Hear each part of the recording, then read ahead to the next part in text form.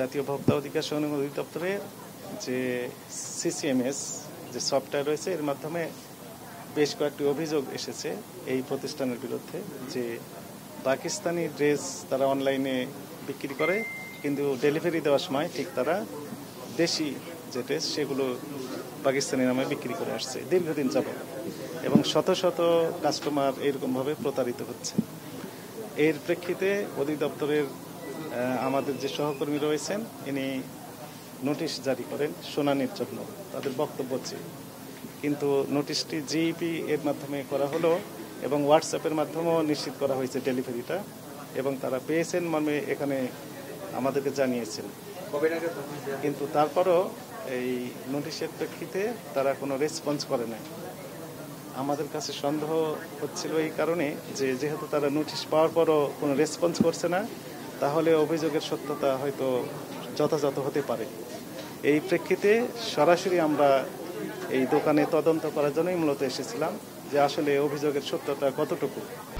1, 2, 3 ঢাকায় জমি জিতে নিন 100% ক্যাশব্যাক সহ 20 কোটি টাকার পুরস্কার। এখানে এসে অ্যাসিস্ট্যান্ট ম্যানেজার ছিলেন 2 জন। তারা বলছেন যে এটি পাকিস্তানি ড্রেস, এর সপক্ষে যে কাগজপত্র আমরা চেয়েছি কোনো কাগজ তারা এখনো দেখাতে পারে নাই। শুধু বলছেন যে কাগজপত্র আছে তাদের হেডকোয়ার্টার বনানী শাখায়।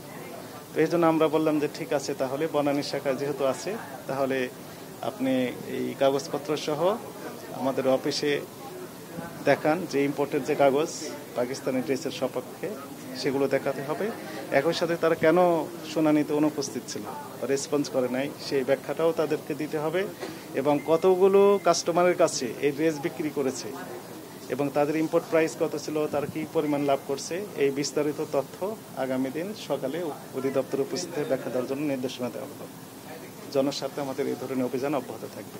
যেহেতু তারা কোনো রকমের কোঅপারেট করছে না, তাদের কাছে কোনো ডকুমেন্ট নেই, তাদের সপক্ষে যে কাগজপত্রগুলো থাকার কথা ছিল সেগুলো নেই। একই সাথে আমরা ট্রেড লাইসেন্স দেখলাম এই প্রতিষ্ঠানের নামে শুধু তৈরি পোশাক বিক্রেতা হিসেবে তারা ট্রেড লাইসেন্স নিয়েছে, অথচ তারা এখানে কসমেটিক্স সহ অন্যান্য পণ্য বিক্রি করছে।